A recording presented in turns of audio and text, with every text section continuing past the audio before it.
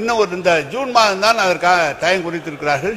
June மாதம், இந்த ஆண்டு ஜூன் மாதமே அது பணம் பெறப்பட்டு உடனடியாக அது துவங்குவதற்கு அனைத்து நடவடிக்கைகளும் எடுக்கப்படும் என்பதை தெரிவித்துக் கொள்கிறேன். விநாயகன் 1 மாண்புமிகு உறுப்பினர் திரு ஆமு முனிரத்னம் மாண்புமிகு நீர்வளத்துறை அமைச்சர் அவர்கள். மாண்புமிகு பேரவைத் தலைவர்களே, பதில்.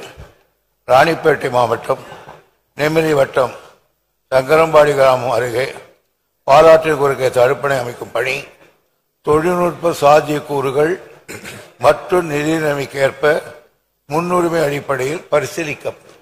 மாண்புமிகு உறுப்பினர் ஆமு முனிரத்னம். மாண்புமிகு பேரவைத் தலைவர் அவர்களே, ஷோலிங்கர் தொகுதி உட்பட்ட காவிரிப்பாக்கம் தெற்கு ஒன்றியம் சக்கரம்பாடி பாலாற்றில் குறுக்கே தடுப்பணை செக் டேம் கட்டித்தந்தால் அங்கு 1600 ஏக்கர் நிலப்பரப்பு உள்ளது.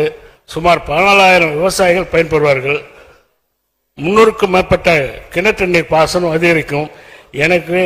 எனவே இந்த நிதியாண்டிலே இந்த தடுப்பணையை மாண்புமிகு முதல்வர்களும் நீர்வளத்துறை அமைச்சர்களும் ஒப்புதலோடு கட்டித்தர வேண்டும் என்று தங்கள் வாயிலாக கேட்டுக்கொள்கிறேன். மாண்புமிகு அமைச்சர் அவர்கள். மாண்புமிகு உறுப்பினர்கள் குறிப்பிட்ட அந்த தடுப்பணை பாலாற்றின் குறுக்கே 546 மீட்டர் நீளமும் 1.5 மீட்டர் உயரமும் 14.46 மில்லியன் கன அடி கொள்ள கொண்ட ஒரு தடுப்பணை அமைக்க 2021-2022 ஆண்டே முடிவு செய்யப்பட்டு 60 கோடி மதிப்பீடும் தயார் செய்யப்பட்டது. ஆனால் நிதி நிலைமை இடம் தரவில்லை. ஆகையினால் இந்த முறை நிதி நிலைமை பரிசீலிக்கப்படும். இடம் தந்தால் உடனே எடுத்துக் கொள்ளப்படும். மாண்புமிகு உறுப்பினர் முனிரத்னம். மேலும் ஷோலிங்கர் தொகுதி நெமிலி ஒன்றியத்தில் உள்ள மகேந்திரவாடி ஏரியில் இருந்து வரும் உபரி நீர் கொசசலை ஆற்று வழியாக கடலில் சென்று கலக்கிறது. இதை தடுத்து வெளிதாங்கபுரம் இடத்தில் ஒரு தடுப்பணை கட்டினால் சுமார் 450 ஏக்கர் விவசாய நிலங்கள் பயன்பெறும். ஆகவே இங்கும் ஒரு தடுப்பணை கட்டித்தர மாண்புமிகு பேரவைத் தலைவராக அமைச்சர் அவர்களை கேட்டுக்கொள்கிறேன். மாண்புமிகு அமைச்சர் அவர்கள்.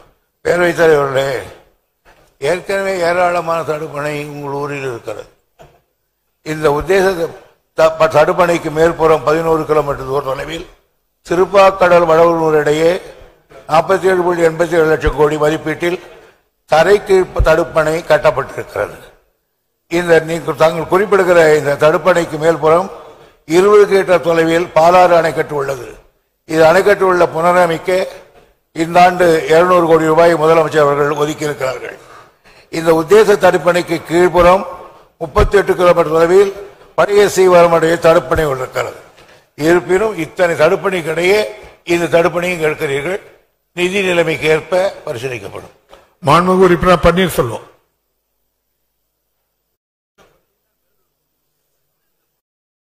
மாண்புமிகு பேரவைத் தலைவர் அவர்களே, மயிலாடுதுறை மாவட்டம் அளக்குடிக்கும் கடலூர் மாவட்டம் திருக்கழிப்பாலைக்கும் கொள்ளிடம் ஆற்றில் கடல் நீர் உட்புகா வண்ணம் நீண்ட நாட்களாக தடுப்பணை கட்டுகிற பணி பரிசீலனையில் இருந்து வருகிறது. எனவே அந்த பணி எப்போது நிறைவேற்றி கொடுக்கப்படும் எனும் தங்கள் மூலம் அறிய விரும்புகிறேன். மயிலாடுதுறை மாவட்டம் அளக்குடி கிராமத்திற்கும் கடலூர் மாவட்டம் திருக்கழிப்பாலைக்கும் இடையில் கொள்ளிடம் ஆற்றில் கடல் நீர் உட்புகா வண்ணம் தடுப்பணை கட்டுகிற பணி நீண்ட நாட்களாக பரிசீலனையில் இருந்து வருகிறது. அது எப்போது நிறைவேற்றி கொடுக்கப்படும் என்பதை தங்கள் மூலம் அறிய விரும்புகிறேன். மாண்புமிகு அமைச்சர் அவர்கள். நீண்ட நாட்களாக கட்டுகிறோம் என்று சொன்னால் அதை உறுதியாக கட்டுகிறோம் என்று பொருள். அது உள்ளபடியே விரைவில் கட்டப்படும். மாண்புமிகு உறுப்பினர் அருள்மொழி தேவன். மாண்புமிகு பேரவைத் தலைவர்களுக்கு நன்றி. கடலூர் மாவட்டம் வெள்ளாற்றில் கடலில் உட்புகுந்து சேத்தியாத்தோப்பு புவனகிரி பேரூராட்சி உட்பட கிட்டத்தட்ட 25 கிராமங்கள் புவனகிரி சிதம்பரம் வட்டங்களில் நிலத்தடி நீர் உப்பு நீராக மாறி குடிப்பதற்கும் விவசாயத்திற்கும் பயனற்ற நிலையில் உள்ளது. எனவே ஆதிவராநல்லூர் கிராமத்தில் வெள்ளாற்றின் குறுக்கே தடுப்பணை அமைத்து தர அரசு முன்வரும் என்று மிக முக்கியமான இந்த பணியை உங்கள் தொகுதியில் முதலமைச்சர் திட்டத்தின் கீழ் நான் கேட்டிருக்கிறேன். அதிலேயும் பரிசீலனை உள்ளதாக தெரிவித்திருக்கிறீர்கள். இந்த ஆண்டு இந்த தடுப்பணை கட்டப்படுமா என்பதை தங்கள் மூலமாக மாண்புமிகு அமைச்சர் அவர்களை கேட்டுக்கொள்கிறேன். மாண்புமிகு அமைச்சர் அவர்கள். பொதுவாக கடலோர பகுதியிலெல்லாம் கடல் நீர் உட்பகுதியிலே புகுந்து குடிநீரை உப்பு நீராக மாற்றி இருக்கிறது. தஞ்சை மாவட்டத்திலிருந்து எல்லா பகுதிகளுக்கும் தற்பொழுது ஒதுக்கி இருக்கிற இவர்கள் மாவட்டத்துக்கு வந்திருக்கிறது. எனவே மாண்புமிகு உறுப்பினர் அவர்கள் அந்த தடுப்பணைக்குரிய விவரத்தை எழுதி கொடுத்தால் இந்த ஆண்டு நான் அதை அதிகாரிகளோடு கலந்து பேசி அதுக்கு வேண்டிய நடவடிக்கை எடுக்கப்படும். விநாயகன் 4 மாண்புமிகு உறுப்பினர் திரு இளங்கோ மாண்புமிகு பொதுப்பணித்துறை அமைச்சர் அவர்கள். மாண்புமிகு பேரவைத் தலைவர்களே, மாண்புமிகு சட்டமன்ற உறுப்பினர் கோரிய ரயில்வே மேம்பாலம் ஓடுமுடி மற்றும் புகழூர் ரயில்வே நிலையங்களுக்கு இடையே கடவு எண் 32 ஆகும். பொதுவாக ரயில்வே மேம்பாலம் அமைக்க கடவு வாகனங்களுடைய அளவு, அதாவது டிவிசி ட்ரெயின் வெஹிக்கிள் யூனிட் 1 லட்சத்துக்கு மேலே இருக்கணும். அது சம்பந்தப்பட்ட 32 ரயில்வே கேட்டில் தற்போது வாகனத்தினுடைய செறிவு என்பது 1,22,130 உள்ளது. ஆனால் இந்த ஆண்டு 2023-24 சேர்க்கப்பட்டிருக்கிறது. மேலும் இதற்காக 55 லட்சம் ரூபாய் மதிப்பீட்டிலே விரிவான திட்ட அறிக்கை தயாரிப்பதற்காக நிர்வாக அனுமதி பரிசீலனை உள்ளது. பொதுவாக இது போன்ற ரயில்வே பாலம் கட்டுகிற பொழுது 50% ஒன்றிய அரசாங்கத்தினோட நிதியில் இருந்தும் 50% மாநில நிதியிலிருந்து கட்டப்படுகிறது. எனவே அந்த அடிப்படையில் இந்த ஆண்டு இந்த திட்ட அறிக்கை வந்தவுடனே அதற்கு வேண்டிய முயற்சிகள் எடுக்கப்படும். மாண்புமிகு உறுப்பினர் இளங்கோ. மாண்புமிகு பேரவைத் தலைவர் அவர்களே, அரவக்குறிச்சி தொகுதிக்குட்பட்ட நொயிலிருந்து வேளாதுமலையம் செல்லுகின்ற சாலை மிகவும் முக்கியமான சாலை. இந்த சாலையில் 5 மீட்டர் சாலையாக இருந்தது. இதை நம்முடைய திராவிட மாடல் அரசு 10 மீட்டர் சாலையாக தரம் உயர்த்தி தந்ததற்கு மாண்புமிகு தமிழக முதலமைச்சர் அவர்களுக்கும் துணை முதலமைச்சர் அவர்களுக்கும் பொதுப்பணித்துறை அமைச்சர் அவர்களுக்கும் இந்த திட்டத்தை பெற்றுத்தந்த மின்துறை அமைச்சர் அவர்களுக்கும் நான் இந்த வேளையிலே நன்றியை கூறிக்கொள்ள கடமைப்பட்டிருக்கிறேன். இந்த சாலையில் ரயில்வே பாதை அமைந்துள்ளது. இந்த ஒரு நாளைக்கு 30க்கு மேற்பட்ட ரயில்கள் இந்த சாலை வழியாக கடந்து செல்கிறது. இதனால் இந்த பகுதியில் உள்ள பள்ளிக்கு செல்கின்ற வாகனங்கள், அதே போல ஆம்புலன்ஸ் வாகனங்கள், அதே போல புகழூர் சர்க்கரை ஆலைக்கு செல்லுகின்ற கரும்பு லாரிகள் நீண்ட வரிசையில் நிற்கின்ற காரணத்தினால் மாண்புமிகு அமைச்சர் அவர்கள் இந்த ஆண்டு இந்த திட்டத்தை கொள்வேன் என்று சொல்லி இருக்கிறார்கள். அதற்கு நான் இந்த வேளையில் நன்றியை கூறிக்கொள்ள கடமைப்பட்டிருக்கிறேன். இந்த சாலையை இந்த ஆண்டு முடித்து தர வேண்டும் என்று மாண்புமிகு பேரவைத் தலைவர் வாயிலாக அமைச்சர் அவர்களை கேட்டுக்கொள்கிறேன். மாண்புமிகு அமைச்சர் அவர்கள். மாண்புமிகு பேரவைத் தலைவர்களே, அவரே நன்றி சொல்லிட்டார். ஏன்னா இந்த ஆண்டே திட்ட அறிக்கை 50 லட்சம் ரூபாய் பணம் ஒதுக்கப்பட்டு அந்த பணிகள் நடைபெற்றுக் கொண்டிருக்கிறது. ஒன்றிய அரசாங்கத்திற்கு ரயில்வே துறைக்கு நாங்கள் ஏற்கனவே கடிதம் எழுதியிருக்கிறோம். அது இன்னும் விரைந்து இந்த ஆண்டே கொண்டு வருவதற்கு இந்த அரசு முயற்சி செய்யும். மாண்புமிகு உறுப்பினர் இளங்கோ. மாண்புமிகு அமைச்சர் அவர்களுக்கு நன்றியை தெரிவித்துக் கொண்டு, கரூரிலிருந்து ஈரோடு செல்லுகின்ற சாலை தற்போது 4 வழி சாலையாக தரம் உயர்த்தப்பட்டு பணிகள் நடைபெற்றுக் கொண்டிருக்கிறது. நொயில் பகுதியில் நொயிலாற்றில் மேலே இருக்கின்ற உயர்மட்ட பாலம் குறுகலாக உள்ளது. இந்த பாலத்தை புதிய பாலம் பக்கத்தில் அமைத்து தரப்படுமா என்பது பேரவைத் தலைவர் வாயிலாக அமைச்சர் அவர்களை கேட்டுக்கொள்கிறேன். மாண்புமிகு அமைச்சர் அவர்கள். மாண்புமிகு பேரவைத் தலைவர்களே, மாண்புமிகு முதலமைச்சர் அவர்கள் திராவிட மாவட்ட பொறுப்பேற்ற உடனேயே போக்குவரத்து செறிவை பொறுத்தளவுக்கு 4 வழிச்சாலையாக ஆக்க வேண்டும் என்று ஒரு முடிவு செய்தார்கள். அந்த அடிப்படையில் தான் ஈரோடுக்கும் கரூருக்கும் போக்குவரத்து அதிகமாக இருக்கிற காரணத்தினால் 4 வழிச்சாலையாக அமைக்கப்பட்டிருக்கிறது. அவர் சொல்லுகிற இந்த பாலம் 2025-26 இந்த ஆண்டிலேயே உயர்மட்ட காலம் கட்டுவதற்கு திட்ட மதிப்பீடுகள் தயார் செய்து கொண்டிருக்கிறோம். மாண்புமிகு உறுப்பினர் செல்வ பெருந்தகை.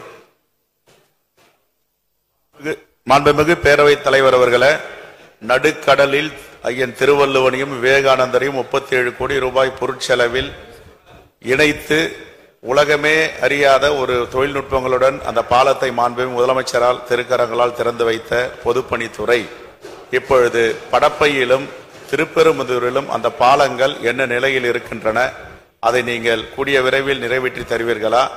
முதலமைச்சருக்கும் சட்டமன்ற உறுப்பினருக்கும் பாலமாக இருக்கின்ற மாண்புமிகு அமைச்சர் இந்த பாலத்தை வெகு விரைவில் போர்க்கால அடிப்படையில் கட்டித் தருவீர்களா என்று தாங்கள் வாயிலாக கேட்டு அமைகிறேன். மாண்புமிகு அமைச்சர் அவர்கள். மாண்புமிகு பேரவைத் தலைவர்களே, அது போக்குவரத்து அதிகமாகத்தான் இருக்கிறது. அந்த பாலம் நானே 2 முறை போய் பார்த்திருக்கிறேன். அந்த ஒப்பந்ததாரை அழைத்து நான் நேரடியாக பேசியிருக்கிறேன்.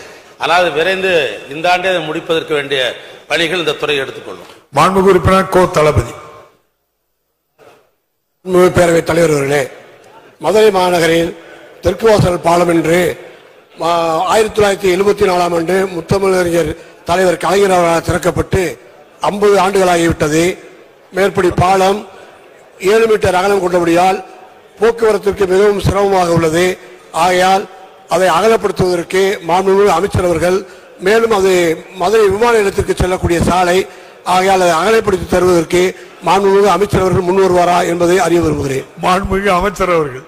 மாண்புமிகு பேரவைத் தலைவர்களே, சட்டமன்ற உறுப்பினர் கோரிய மேம்பாலம் என்பது 7 மீட்டர் அளவில் தான் இருக்கிறது. அதை விரிவுபடுத்த வேண்டும் என்று அவர்கள் கேட்டிருக்கிறார்கள். ரயில்வே மேம்பாலத்தினை 4 வழி பாதையாக அகலப்படுத்துவதற்கு விரிவான திட்ட அறிக்கை தயாரிக்கிற பணி நடைபெற்றுக் கொண்டிருக்கிறது. விரிவான திட்ட அறிக்கை பணி முடிவற்ற உடனேயே ரயில்வே மேம்பாலம் அகலப்படுத்துகிற பணி துவக்கப்படும். மாண்புமிகு உறுப்பினர் ஸ்டாலின் குமார்.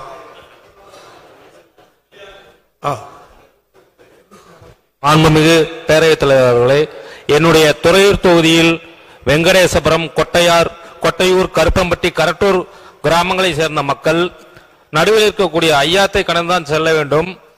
ஏற்கனவே அந்த சாலையானது ஊராட்சி ஒன்றிய சாலையாக இருந்து நபார்டு கிராம சாலையாக மாற்றம் செய்யப்பட்டு அந்த சாலையும் பணியை முடிவுற்றிருக்கின்றது. தற்போது அந்த 5 கிராமங்களை சேர்ந்த மக்கள் சேனப்பள்ளூர், நாமநாயக்கம்பட்டி, கங்காணிப்பட்டி வழியாக விஎஸ்எம் செல்லக்கூடிய சூழ்நிலை இருக்கின்றது. இது துறையூரில் இருந்து நாமக்கல் செல்வதற்கு இந்த சாலை மிகவும் பயனுள்ளதாக இருக்கின்றது. எனவே அந்த கருப்பம்பட்டிக்கும் விஎஸ்எம் இணைக்கக்கூடிய அந்த ஐயாத்து பாலம் ஏற்கனவே நபார்டு மற்றும் கிராமப்புற சாலையும் நெடுஞ்சாலை திட்டத்தின் மூலமாக எஸ்டிமேட் அனுப்பப்பட்டு இருக்கின்றது. மாண்புமிகு முதலமைச்சர் அவர்களின் உங்கள் தொகுதி முதலமைச்சர் திட்டத்திலும் நான் எங்களுடைய தொகுதி மக்களின் சார்பாக திட்டத்தை வழங்கியுள்ளேன். மாண்புமிகு பொதுப்பணித்துறை அமைச்சர்கள் இந்த பாலத்தை கட்டித்தர முன்வருவார் என்று தங்கள் வாயிலாக கேட்டு அமர்கின்றனர். மாண்புமிகு அமைச்சர் அவர்கள். மாண்புமிகு பேரவைத் தலைவர்களே, நம்முடைய ஸ்டாலின் குமார் அவர்கள் குறிப்பிட்டிருக்கிற இந்த பாலம் என்பது பொதுவாக கிராம சாலையிலே பல்வேறு பாலங்கள் இந்த தொடர்ந்து இந்த 3.5 ஆண்டு காலத்திலே கட்டி கொண்டிருக்கிறோம். அதுவும் குறிப்பாக 1000க்கும் மேற்பட்டிருக்கிற பாலங்கள் கட்டப்பட்டிருக்கிறது. எஞ்சிருக்கிற இந்த பாலம் ஏறத்தாழ இன்னும் 67 பாலங்கள் தமிழ்நாட்டிலே கட்டப்பட வேண்டிய நிலையில் இருக்கிறது. அந்த பாலத்தில் தான் இது உண்டு. எனவே இந்த 67 பாலத்துக்குரிய தொகையை கேட்டு நாங்கள் ஏற்கனவே நிதித்துறைக்கு அனுப்பியிருக்கிறோம். அது இசைவு பெற்ற உடனேயே அந்த இவர் கேட்ட கேள்வியை முன்னிலையாக எடுத்துக்கொண்டு அந்த பாலத்திற்கு முன்னுரிமை அளிக்கப்படும். மாண்புமிகு உறுப்பினர் ஜெயராம். அவை முன்னவருடைய வேண்டுகோள் அது. மாண்புமிகு பேரவைத் தலைவர் அவர்களே, முதல் அவை முன்னவருக்கு நன்றி தெரிவித்துக் கொள்கிறேன். கோவை மாவட்டம் செஞ்சலூர் தொகுதியிலே திருச்சி சாலையிலே 2.4 கிலோமீட்டருக்கு உயர்மட்ட மேம்பாலம் அமைக்க 2022ஆம் ஆண்டு ஒப்பந்த புள்ளி கோரப்பட்டது. மெட்ரோ ரயில் திட்டப் பணிகள் வருவதால் காலதாமதமானது. தற்பொழுது மெட்ரோ திட்டப் பணிகளும் நிறைவு செய்யப்பட்டு ஆய்வு செய்யப்பட்டு நெடுஞ்சாலைத்துறையும் ஒப்புதல் அளிக்கப்பட்டுள்ளது. 5 முறை ஒப்பந்த புள்ளி கோரப்பட்டு இதுவரை ஒப்பந்த புள்ளி யாரும் எடுக்கவில்லை என்பதை தெரிய வருகிறது. ஆகவே மாண்புமிகு பேரவைத் தலைவர் அவர்களே, மாண்புமிகு அமைச்சர் அவர்கள் விரைவில் ஒப்பந்த புள்ளி கோரப்பட்டு இந்த பணிகள் எப்பொழுது துவக்கப்படும் என்பதை பேரவைத் தலைவராக அறிய வேண்டுகிறேன். மாண்புமிகு அமைச்சர் அவர்கள். மாண்புமிகு பேரவைத் தலைவர்களே, அவர் கேள்வியிலேயே அவர் பதில் சொல்லிட்டு நாங்கள் தொடர்ந்து இது வரைக்கும் நாங்கள் ஒப்பந்தம் கேட்டுக் கொண்டிருக்கிறோம். யாரும் உரிய ஒப்பந்தங்களுக்கு வரவில்லை. காரணம் அது ரேட்டு கட்டுப்படி ஆகல என்ற அந்த நிலையில் இருக்கிறது. எனவே அது மீண்டும் நிதித்துறைக்கு அனுப்பி மீண்டும் ரீ எஸ்டிமேட் பண்ணி அதுக்கு பின்னால வந்து அந்த ஒப்பந்தம் கோரப்படும். மாண்புமிகு உறுப்பினர் ராஜேந்திரன்.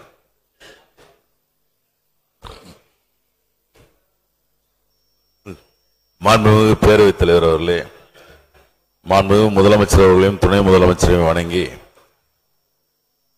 அவைத்தலைவர் உள்ளிட்ட அனைத்து அமைச்சர் பெருமக்களுக்கும் உறுப்பினர்களுக்கும் எங்களுடைய புத்தாண்டு பொங்கல் வாழ்த்துக்களை சொல்லி, பேரம்பாக்கத்தில் ஒரு தரைத்தட்டு பாலம் இருக்கு. அதுலதான் எல்லாரும் புழங்கிட்டு இருந்தாங்க. அது கூவம் ஆற்று குறுக்கே இருந்தது. கடந்த வருதா புயல்ல அந்த ஆறு அந்த இடத்தை இன்னொருக்கா சொல்லுங்க. பேரம்பாக்கத்துல கூவம் ஆற்று குறுக்கே ஒரு தரைப்பாலம் முன்னாடி இருந்தது. அது வரதா புயல் அப்போ அது அடிச்சுட்டு போயிடுச்சு. அதுக்கப்புறம் நீங்க ஒரு மேல்தட்டு பாலம் முன்னாடி போட்டிருந்தாங்க. அந்த மேல்தட்டு பாலம் எப்படின்னா கிட்டத்தட்ட அண்ணாம்பேமாலம் இருக்கக்கூடிய அளவுக்கு உயரத்துல இருக்கு. அதுல பள்ளி மாணவர்கள் வயதானவர்கள் ஏறி அந்த பக்கம் செல்ல முடியாத ஒரு சூழ்நிலை. அதற்காக கடந்த 4 ஆண்டுகளுக்கு முன்னாடி நானே அந்த பாலத்தை நாங்க சொந்த ஏற்பாட்டில் அதை சரி செய்து கொடுத்தோம். மறுபடியும் அந்த மழையில திருப்பியும் போயிடுச்சு. அந்த தரைப்பாலத்தை ஒரு மேல்தட்டு பாலம் ஒண்ணு கொடுத்தீங்கன்னா, ஏன்னா ஒரு பாலம் இருக்கும்போது இன்னொரு பாலம் கட்டக்கூடாதுன்னு ஹைவேஸ்ல பாலிசின்னு சொல்லுவீங்க. இருந்தாலும் அதை கனிகோன்னு கருதி, ஏன்னா வியாபார பெருமக்கள் பேரம்பாக்கம் டவுன் உங்களுக்கு நன்றாக தெரியும். ஆனால் மாண்பு முதலமைச்சர்கிட்ட அதை நீங்க சொல்லி நிச்சயமாக அதை அனுமதி கொடுப்பீர்கள் என்ற நம்பிக்கையோடு பேரவைத் தலைவராக இந்த பதிலை எதிர்பார்த்து அமைகிறேன். மாண்புமிகு பேரவைத் தலைவர்களே, தினமும் சந்திக்கிற சட்டமன்ற உறுப்பினர் அவர் ஒரு சட்டமன்ற உறுப்பினர். அவர் இது ஏற்கனவே எனக்கு கடிதமாக கொடுத்திருந்தா துறைக்கு அனுப்பி அதற்கு வேண்டிய முன்முயற்சி நான் எடுத்திருப்பேன். இருந்தாலும் அவர் கேட்ட கேள்வியே அது கருத்தாக எடுத்துக்கொண்டு நாளைய தினமே எங்களுடைய அதிகாரி அனுப்பி இந்த ஆண்டே முதலமைச்சரோட அனுமதியோடு எடுத்துக்கொள்ள முடியுமா நிதிநிலைக்கு ஏற்ப என்ற நிலையை அறிந்து அதற்கு எடுத்துக்கொள்வோம். அருண்குமார். மாண்பு பேரவைத் தலைவர் அவர்களே, கோவை கவுண்டம்பாளையம் தொகுதிக்கு உட்பட்ட கோவை சக்தி சாலையில துடியலூர் பிரிவில் சரவணப்பட்டி பகுதியில் ஒரு உயர்மட்ட பாலம் அமைப்பதற்கு ஏற்பாடுகள் எல்லாம் செய்யப்பட்டு டெண்டர் எல்லாம் கோரப்பட்டது. அதே காரணம் நிறுத்தி வைக்கப்பட்டது. ஐடி கம்பெனிகள்ல இருக்கிறதுனால ஒரு டிராபிக் ரொம்ப சிரமப்படுகிறார்கள் பொதுமக்கள். அந்த ஐடி கம்பெனிக்கு வேலை செய்யறவங்க எல்லாம் இதை உடனே இந்த பாலம் கட்டுவதற்கு ஏற்பாடு செய்தால் இருக்கும். அதனுடைய நிலை என்ன என்பதை தங்கள் வாயிலாக அறிய விரும்புகிறேன். மாண்புமிகு அமைச்சர் அவர்கள். மாண்புமிகு பேரவைத் தலைவர்களே, அவருக்கே தெரியும் சரவணப்பட்டி பாலத்துக்கு ஏற்கனவே டெண்டர்லாம் கோரப்பட்டு இடையில நிறுத்தப்பட்டது. அது காரணம் என்னன்னாக்கா மெட்ரோ ட்ரெயின் அங்கே வரப்போகுதுன்ற அந்த அடிப்படையில் அது ஏற்கனவே நிறுத்தப்பட்டது. அதற்கு பின்னால் ஒரு சாரார் இல்லை இல்லை மெட்ரோ ட்ரெயின் வரும்போது இருக்கட்டும், இப்போ பாலத்தை கட்டுங்க அப்படின்ற இது மாதிரி 2 வகையான கருத்து இருந்தது.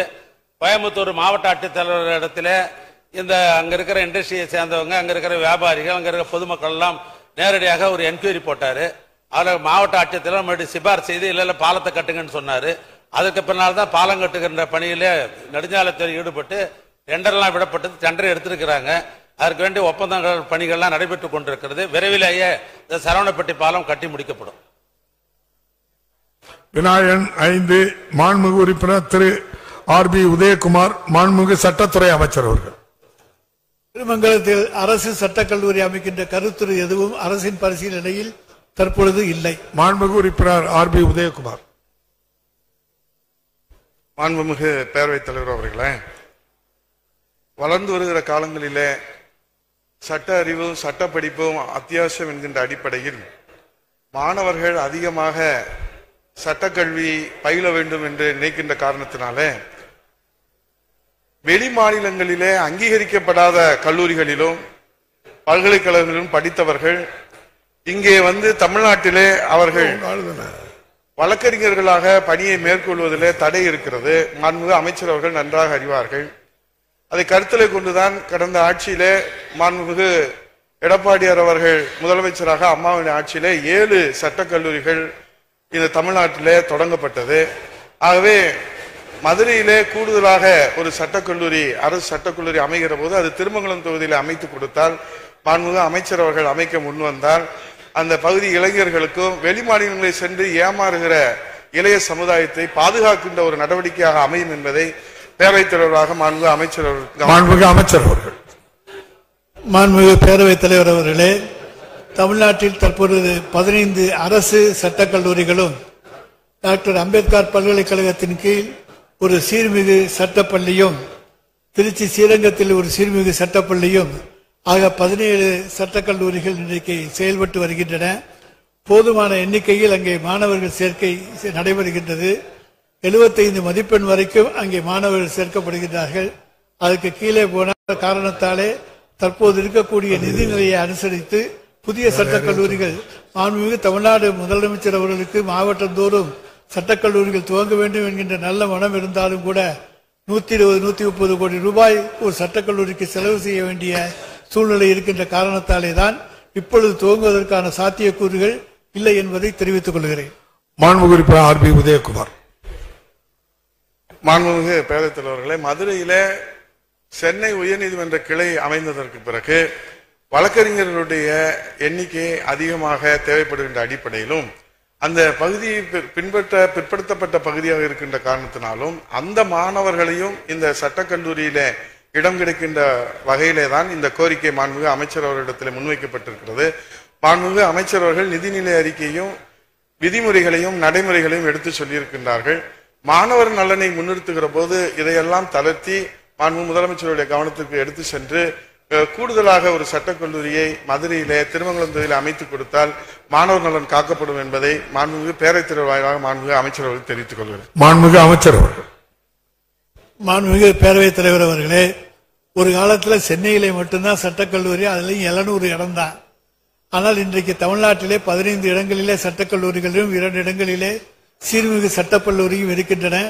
எனவே வழக்கறிஞர்கள் எண்ணிக்கை அதிகரிக்கிறது என்பது ஏற்றுக்கொள்ளத்தக்க ஒன்றுதான். ஆனால் தமிழ்நாட்டினுடைய பல பகுதிகளில் இருக்கக்கூடியவர்கள் சென்னைக்கும் மதுரைக்கும் சென்றுதான் உயர்நீதிமன்றங்களிலே பயிற்சி எடுத்து வருகிறார்கள், வழக்கறிஞர் தொழில் செய்து வருகிறார்கள். இருந்தாலும் இன்றைக்கு இருக்கக்கூடிய கால சூழ்நிலையை கருத்திலே கொண்டுதான் புதிதாக ஒரு கல்லூரி அமைப்பதற்கான சாத்தியக்கூறுகள் இல்லை என்பதை தெரிவித்தோமே தவிர மாண்புமிகு முதலமைச்சர் அவர்கள் இல்லை என்று சொல்லக்கூடியவர் இல்லை. ஆனால் இன்றைக்கு 120 கோடி ரூபாயை ஒரு கல்லூரிக்கு செலவிடுகிற நேரத்திலே 10-15 அங்கே கலை அறிவியல் கல்லூரிகளை துவக்கிவிட முடியும் என்கின்ற காரணத்தாலே தான் தற்போது நிறுத்தி வைத்திருக்கிறார். இந்த ஆண்டு மாண்புமிகு தமிழ்நாடு முதலமைச்சர் எடுத்து சொல்லி அவருடைய அனுமதியை பெற்று தென் மாவட்டங்களில் எங்காவது சட்டக்கல்லூரி துவங்குவதற்கு வாய்ப்பு இருந்தால் நிச்சயமாக மாண்புமிகு முதலமைச்சருடைய அனுமதியோடு துவங்குவோம். மாண்புமிகு உறுப்பினர் சிந்தனை செல்வன். மாண்புமை பேரவை தலைவர் அவர்களே, ஒரு சட்டக்கல்லூரியின் முக்கியத்துவம் குறித்தும் ஆனால் அதை கட்டுவதற்கு ஏற்படுகிற செலவினங்கள் குறித்தும் மாண்புமை அமைச்சர் அவர்கள் மிக தெளிவாக இங்கே விளக்கி சொன்னார்கள். கடலூர் மாவட்டம் அண்ணாமலை பல்கலைக்கழகத்தில் ஏற்கனவே அது தனியார் நிர்வாகத்தின் கீழ் இருந்தபோது அங்கே ஒரு சட்டக்கல்லூரி இருந்தது. ஆகவே அதற்கான கட்டமைப்பு வசதிகள் அனைத்தும் அங்கே இருக்கிற காரணத்தினால் அங்கு இந்த செலவினங்கள் மிக பாதியாக குறைவதற்கு வாய்ப்பு இருக்கிறது. மீண்டும் அங்கே சட்டக்கல்லூரியை தொடங்க அரசு முன்வருமா என்பதை தங்களின் வாயிலாக அமைச்சரை கேட்டமைகிறேன். மாண்புமிகு அமைச்சர் அவர்கள். மாண்புமிகு பேரவைத் தலைவர் அவர்களே, செலவினங்கள் பாதியாக குறையும். எனவே அங்கே சிதம்பரத்திலே ஒரு சட்டக்கல்லூரியை கொண்டு வர வேண்டும் என்று மாண்புமிகு உறுப்பினர் அவர்கள் கேட்டிருக்கிறார்கள். அதுவும் மாண்புமிகு முதலமைச்சருடைய கவனத்திற்கு எடுத்துச் செல்லப்பட்டு வாய்ப்பு இருந்தால் செய்து தரப்படும். விநாயகன் 6 மாண்புமிகு உறுப்பினர் திரு சம்பத்குமார் அவர்கள். மாண்புமிகு கூட்டுறவுத்துறை அமைச்சர் அவர்கள். மாண்புமிகு பேரவைத் தலைவர் அவர்களே, தருமபுரி மாவட்டம் அரூர் சட்டமன்ற தொகுதிக்குட்பட்ட டிடி 86 அரூர் ஊராட்சி ஒன்றிய துவக்கப்பள்ளி ஆசிரியர்கள் மற்றும் பணியாளர்கள் கூட்டுறவு சிக்கன மற்றும் கடன் சங்கத்திற்கு உடனடியாக சொந்த கட்டடம் கட்ட வழிவகை இல்லை. மாண்புமிகு உறுப்பினர் சம்பத்குமார். மாண்புமிகு பேரவைத் தலைவர்களே, விவசாயிகளின் கோரிக்கையை ஏற்று கூட்டுறவு சங்கங்களின் மூலமாக இருந்த விவசாய பயிர்க்கடனை 12,110 கோடியை தள்ளுபடி செய்த மாண்புமிகு முன்னாள் முதலமைச்சர் அண்ணன் எடப்பாடி அவர்களை வணங்கி, எங்களுடைய மாவட்ட கழக செயலர் பாலக்கோடு சட்டப்பேரவை உறுப்பினர்களை வணங்கி, மாண்புமிகு பேரவைத் தலைவர்களே, டிடி 86 அரூர் ஊராட்சி ஒன்றிய துவக்கப்பள்ளி ஆசிரியர்கள் மற்றும் பணியாளர்கள் கூட்டுறவு கடன் சிக்கன சங்கமானது 1986 ஆரம்பிக்கப்பட்டது. இன்று 442 உறுப்பினர்களை கொண்டு செயல்பட்டு இருக்கிறது. அவருடைய பங்குத்தொகை 184 லட்சம் மதிப்பீடு. அவங்களுடைய உறுப்பினர்களுடைய டெபாசிட் 6,23 லட்சம் இருக்கிறது. 2018 முதல் அந்த சங்கமானது லாபத்திலே தொடர்ந்து செயல்பட்டு தற்பொழுது 2024 கூட 52.34 லட்சம் லாபத்திலே இருக்கிறது. கட்டட நிதி சொந்த நிதியானது 53 லட்சம் இருக்கிறது. ஆகவே இந்த சங்கத்திற்கு தனியார் வாடகை கட்டளை இயங்கி வருகின்ற சங்கமானது அதற்கு சொந்த கட்டடம் கட்டுவதற்கு இடம் மத்திய மாவட்ட கூட்டுறவு சங்கத்தினுடைய வங்கியினுடைய சொந்த இடம் இருக்கிறது. அரூர் தொடக்க வேளாண்மை கூட்டுறவு சங்கத்தின் மூலியமாக அங்க இடம் இருக்கிறது. இதை இந்த இடங்களை தேர்வு செய்து சொந்த கட்டிடம் கட்டி கொடுத்தால் நன்றாக இருக்கும் என்பது மாண்புமிகு பேரவைத் தலைவராக கேட்டு அமர்கிறேன். மாண்புமிகு அமைச்சர் அவர்கள். மாண்புமிகு பேரவைத் தலைவர் அவர்களே, மாண்புமிகு உறுப்பினர் அவர்கள் கேள்வியை தாண்டி அவருடைய தலைவர்களுக்கு வணக்கம் சொல்லுகின்ற வகையில் ஒரு தவறான தகவலை தந்திருக்கிறார்கள். அவசர கோலத்தில் ஆண்டின் இறுதியில் கடைசி கூட்டத்தொடரில் அறிவித்தவர்கள் அவர்கள். ஆனால் 12,000 கோடி ரூபாய் விவசாயிகளுடைய பயிர்க்கடனை தள்ளுபடி செய்து அதை விவசாயிகளுக்கு கொண்டு போய் சேர்த்த பெருமை நம்முடைய மாண்புமிகு முதலமைச்சர் அவர்களில் தான் சாரும் என்பதையும் மாண்புமிகு உறுப்பினர் அவர்கள் கேட்டிருக்கக்கூடிய இந்த அரூர் ஊராட்சி ஒன்றிய துவக்கப்பள்ளி மற்றும் ஆசிரியர் பணியாளர் கூட்டுறவு சிக்கன மற்றும் கடன் சங்கத்திற்கு 442 உறுப்பினர்கள் செயல்பட்டு வருகிறது. இச்சங்கத்திற்கு சொந்தமாக அடிமனை இல்லாத காரணத்தால் தான் அங்கே கட்டடம் கட்டுவதற்கு வழிவகை இல்லை. குறிப்பாக அதற்கான கட்டிட நிதி என்பது ஆண்டுதோறும் வரக்கூடிய லாபத்தில் பங்கு தொகையாக பெறப்பட்டு 58 லட்சம் ரூபாய் இருக்கிறது. ஆகவே உறுப்பினர் அவர்கள் அந்த சங்கத்திற்கு ஒரு கட்டிடம் அமைய வேண்டும் என்று அவருடைய முயற்சி வெற்றி பெற வேண்டுமானால் உரிய இடத்தை அவரே தேர்வு செய்து, குறிப்பாக இப்ப இயங்குறது வாடகை கட்டடத்தில் தான் இருக்குது, அதே பகுதியில் ஒரு இடத்தை அரசனுடைய நிலத்தை அவர்கள் பெறுவதற்கு முயற்சிகளை மேற்கொண்டால் துறையின் சார்பில் அதற்கான கட்டிடம் கட்டித்தரப்படும் எதிர்காலத்தில். மாண்புமிகு உறுப்பினர் சம்பத்குமார். மாண்புமிகு பேரவைத் தலைவர் அவர்களே, அதே போல டிடி 122 அரசு உயர்நிலை மற்றும் மேல்நிலைப் பள்ளி ஆசிரியர்கள் மற்றும் கூட்டுறவு சிக்கன கடன் சங்கமும் அதே போல 1983 ஆரம்பிக்கப்பட்டு இன்று 635 உறுப்பினர்களோடு செயல்பட்டு வருகிறது. அவங்களுடைய பங்கு தொகையும் 2,52,90,000 மதிப்பீடு இருக்கிறது. சங்கத்தில் லாபம் 95 லட்சம் இருக்குது, கட்டிட நிதியம் 98 லட்சம் இருக்கிறது. ஆகவே அதையும் சத்துணவு பணியாளர்கள் மற்றும் கூட்டுறவு சிக்கன் கடன் சங்கம் அதுவும் தனியார் கட்டளை இறங்குது. இதையும் மூணையும் சேர்த்து அந்த தொடக்க வேளாண்மை கூட்டுறவு சங்கத்தினுடைய இடம் 1/2 ஏக்கரா இருக்குது. அந்த இடத்தை தேர்வு பண்ணி கொடுத்தீங்கன்னா நல்லா இருக்கும். அதே போல பட்டுக்கோணம்பட்டி தொடக்க வேளாண்மை கூட்டுறவு சங்கத்துக்கு சொந்த கட்டிடம் இல்லை. அந்த சங்கமானது தொடர்ந்து லாபத்தில் இயங்கி வருது. 2018 இருந்து இன்று வரை லாபத்தில் இயங்கி வருது. அதற்கு 39 சென்ட் இடம் புலை எண் 35/3 அந்த இடத்தை தேர்வு செய்யப்பட்டு நானே சென்று சாஸ்திரியிடம் என்ஓசி வாங்கி வகை மாற்றம் செய்ய ஆடியோவுக்கு கொடுத்திருக்கிறேன். அது தற்பொழுது மாவட்ட ஆட்சி தலைவரிடத்தில் இருக்கிறது. அதை கொஞ்சம் அழுத்தம் கொடுத்து அந்த இடத்தை தேர்வு செய்து தனியார் வாடகை கட்டிலே இயங்கி வருகின்ற அந்த பட்டுக்கோணம்பட்டி தொடக்க வேளாண் கூட்டுறவு சங்கத்திற்கு சொந்த கட்டிடம் கட்டித்தர நடவடிக்கை எடுப்பாரா என்று தாங்கள் வாயிலாக அறிவித்தார். அமைச்சர் அவர்கள் பொதுவாக தமிழ்நாட்டில் இருக்கக்கூடிய அனைத்து கூட்டுறவு சங்கங்கள், கூட்டுறவு நாணய கடன் சங்கங்கள் ஆகியவற்றுக்கெல்லாம் பணியாளர் கூட்டுறவு சங்கங்களுக்கெல்லாம் சொந்த கட்டிடங்களை கட்ட வேண்டும் என்பது நம்முடைய அரசினுடைய முதலமைச்சருடைய நோக்கம்.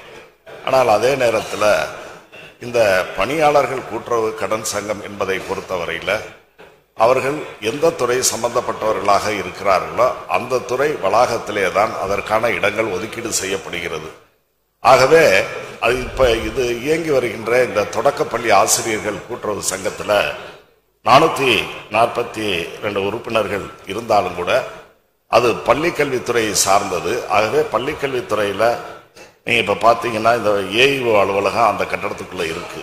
அது மாதிரி பிஆர்சி பயிற்சி மையமும் உள்ளது. ஆகவே ஏற்கனவே இட நெருக்கடி இருக்கின்ற காரணத்தாலே தான் மாற்று இடத்தை தேர்வு செய்ய வேண்டியிருக்கிறது. ஆகவே பிற சங்கங்கள்ல போய் பண்றது ஒரு தவறான முன்னுதாரணமாக அமைந்துவிடும்.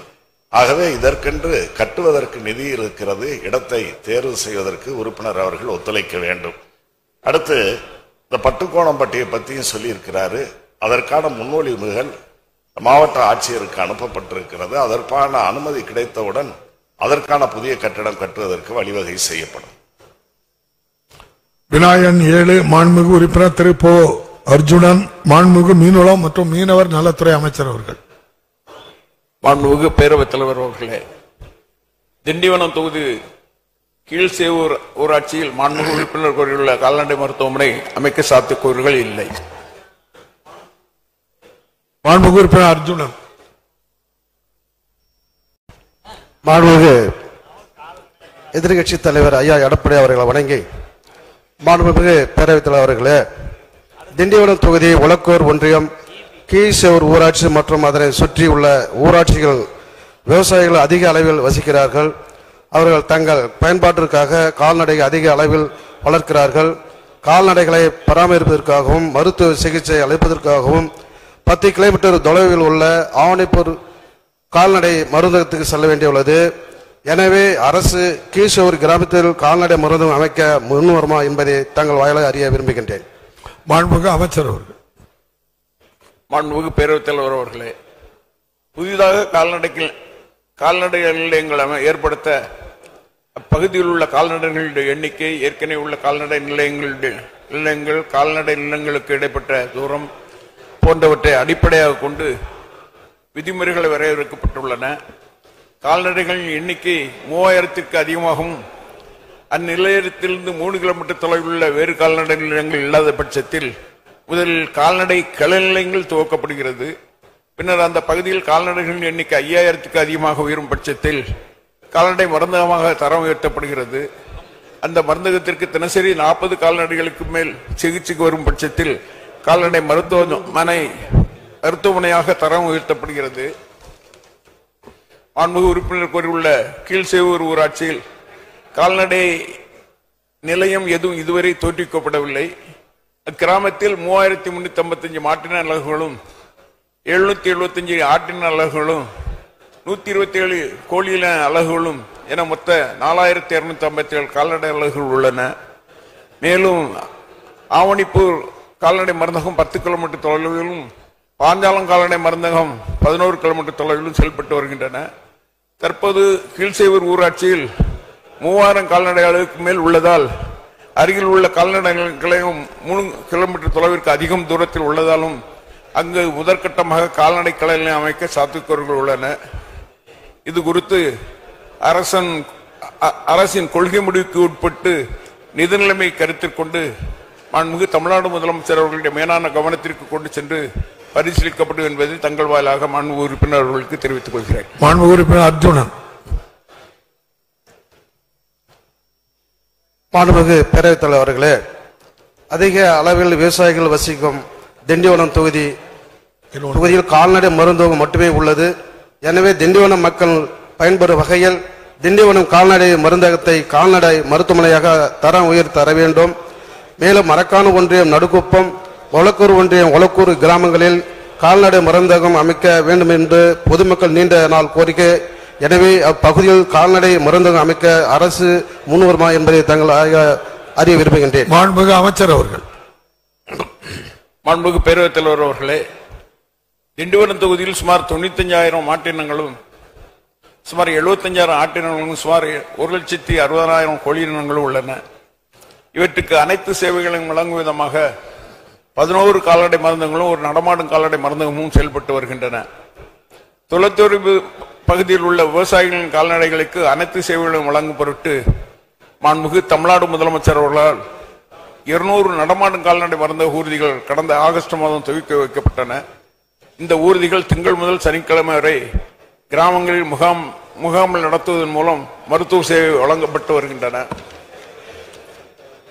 ஞாயிற்றுக்கிழமை மற்றும் இதர அரசு விடுமுறை நாட்களில் 1962 என்ற கட்டணமில்லா தொலைபேசி எண் வழியாக பெறப்படும் அழைப்புகளும் பேரவையின் அனுமதியுடன் வினாக்கள் விடைகள் நேரம் நீட்டிக்கப்படுகிறது. இல்லத்திற்கு சென்று அவசர சிகிச்சை வழங்கப்பட்டு வருகிறது. விழுப்புரம் மாவட்டம் திண்டிவனம் கோட்டத்தில் செயல்படும் 3 நடமாடும் கால்நடை மருத்துவ ஊர்திகள் மூலமாக வாரத்தில் 36 ஊராட்சிகளில் அனைத்து சேவைகளும் வழங்கி வருகின்றன. இதை தவிர அவசர கால சிகிச்சைகளும் தேவைப்படும் நேரங்களில் வழங்கி வருகின்றன. மாண்புமிகு உறுப்பினர் கோரியுள்ள கீழ்சேவூர் ஊராட்சியில் ஒவ்வொரு வெள்ளிக்கிழமையும் நடமாடு கால்நடை ஊர்திகள் மூலமாக சேவைகள் வழங்கப்பட்டு வருகின்றன என்பதையும் தங்கள் வாயிலாக மாண்புமிகு உறுப்பினர் அவர்களுக்கு தெரிவித்துக் கொள்கின்றேன். பல்வேறு இடங்களை குறிப்பிட்டு அந்த கால்நடை நிலையங்கள் தரம் உயர்த்தப்படுமா என்று கேள்வி கேட்கிறார்கள். மாண்புமிகு தமிழக முதலமைச்சர் அவர்களுடைய மேலான கவனத்திற்கு கொண்டு சென்று நிதிநிலை ஏற்றாற்போல் அரசு சிந்திக்கும். விநாயகன் 8 மாண்புமிகு உறுப்பினர் திரு எஸ்.ஆர். ராஜா. மாண்புமிகு மின்சாரம், மதுவிலக்கு மற்றும் ஆயத்தீர்வைத்துறை அமைச்சர் அவர்கள். மாண்புமிகு பேரவைத் தலைவர்களே, தாம்பரம் தொகுதி 68வது வார்டு மல்லீஸ்வரி நகர் பகுதிகளுக்கு 7 மின்மாட்டிகள் மூலம் மின் விநியோகம் வழங்கப்பட்டு வந்த நிலையில் மின் தேவை அதிகரித்த காரணத்தால் கூடுதலாக ஒரு புதிய 100 kVA மின்மாற்றி கடந்த 11/8/2023 அன்று நிறுவப்பட்டு தற்போது 8 மின்மாற்றிகள் மூலம் மல்லீஸ்வரி நகரில் உள்ள பகுதிகளுக்கு சீரான மின்சாரம் வழங்கப்பட்டு வருகிறது என்பதை மாண்புமிகு பேரவைத் தலைவர் மாண்புமிகு உறுப்பினர்களுக்கு தெரிவித்துக் கொள்கிறேன். மாண்புமிகு உறுப்பினர் எஸ்.ஆர். ராஜா. மாண்புமிகு பேரவைத் தலைவர் அவர்களே, இந்த மாடம்பாக்கம் சப்ஸ்டேஷன் என்பது 2006 அமைக்கப்பட்டது. அந்த பகுதியிலே கூடுதலாக வீடுகள் அதிகமாக இருக்கின்ற காரணத்தினால் மாடம்பாக்கம், சிட்லப்பாக்கம், குறிஞ்சி நகர் பகுதி போன்ற பகுதியில் 2/16 MVA டிரான்ஸ்பாரம் புதிதாக இந்த 3 சப்ஸ்டேஷனுக்கு கூடுதலாக அமைக்கப்படுமா என்பதை தங்கள் மூலம் அறிய விரும்புகிறேன். மாண்புமிகு அமைச்சர் அவர்கள். மாண்புமிகு பேரவைத் தலைவர்களே, தாம்பரம் தொகுதியினுடைய மின் தேவை அதிகரிப்பின் காரணமாக கணக்கெடுக்கப்பட்டு 255 புதிய மின்மாற்றிகள் இதுவரை நிறுவப்பட்டுள்ளன. 15 மின்மாற்றிகள் அமைப்பதற்கான பணிகள் நடைபெற்று வருகின்றன. மாண்பு உறுப்பினர்கள் சுட்டிக்காட்டியிருக்கிற பணிகள் துறையினுடைய அதிகாரிகளை அனுப்பி ஆய்வு செய்து தேவை ஏற்படின் இந்த ஆண்டு முன்னுரிமை கொடுக்கப்படும் என்பதை மாண்புமிகு பேரவைத் தலைவராக மாண்பு உறுப்பினர்கள் தெரிவித்துள்ளேன்.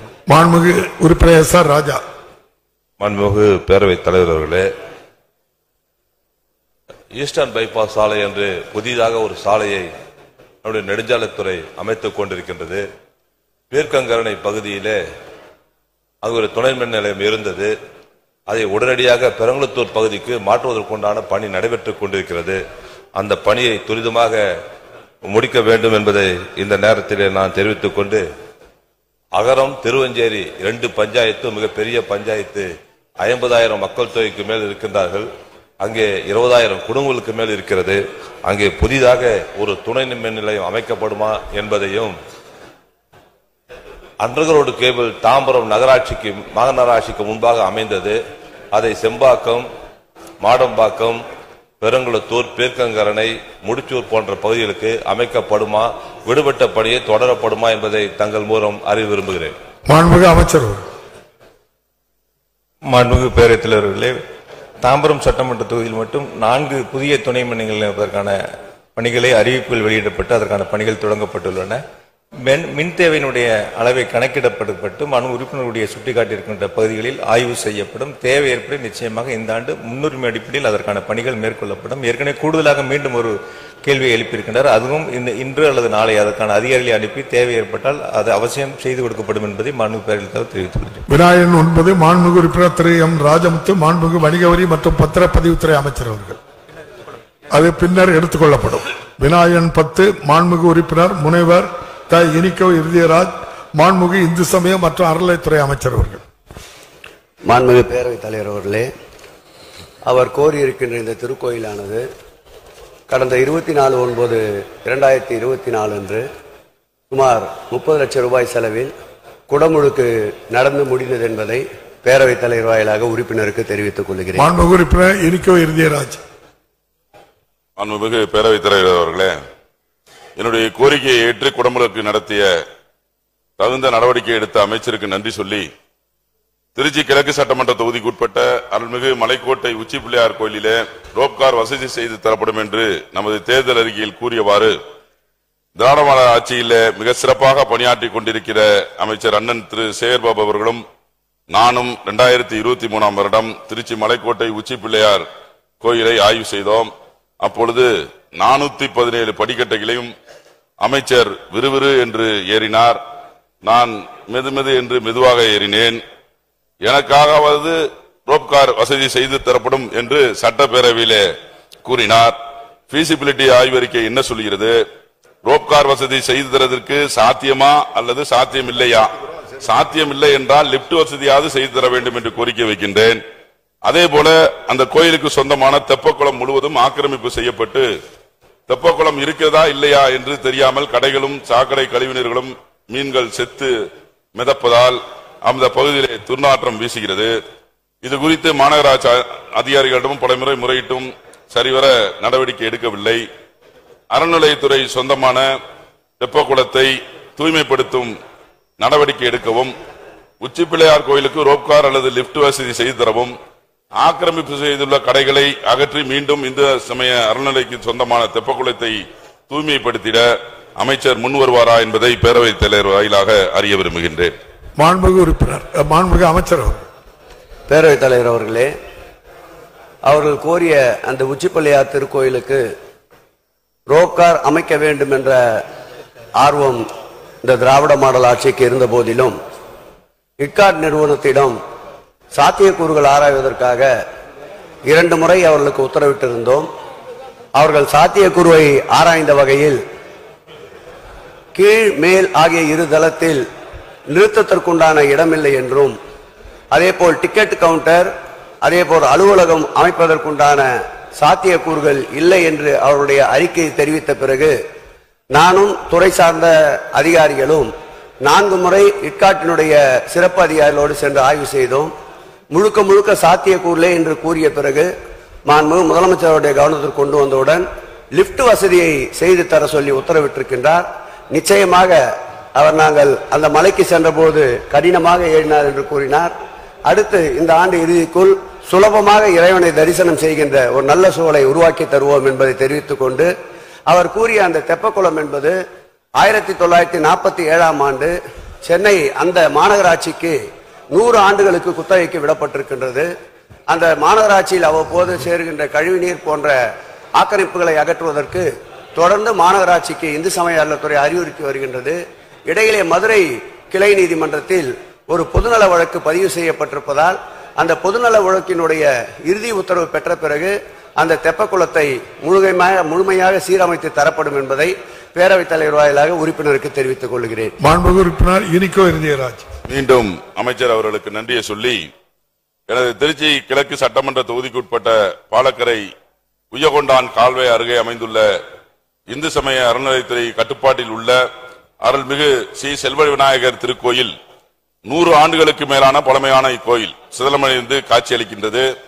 93ஆம் ஆண்டுக்கு பிறகு கும்பாபிஷேகம் நடத்தப்படவில்லை என்றும் கோவில் சொத்துக்கள் மீட்கப்படாமல் தனியார் ஆக்கிரமிப்பில் இருந்துள்ளதாகவும் பக்தர்கள் என்னிடம் கோரிக்கை மனு அளித்துள்ளனர். இந்து சமய அறநிலையத்துறைக்கு சம்பந்தமான ஆக்கிரமிப்புகளை மீட்டு புனரமைக்கப்படாத கோயில்கள் எல்லாம் புனரமைத்து கும்பாபிஷேகம் நடத்தி வருகிற ஆட்சி நமது திராவிட மாடல் ஆட்சி. அண்ணன் திரு சேகர்பாபு அவர்கள் அந்த துறையிலே பதவியேற்றதற்கு பிறகு தேடி தேடி சென்று பழமை வாய்ந்த கோயில்களை மிக சிறப்பான முறையிலே கும்பாபிஷேகம் நடத்தி வருகிறார். அதை போன்று சிறு செல்வ விநாயகர் கோயிலை புனரமைத்து கும்பாபிஷேகம் நடத்த வேண்டும். அதே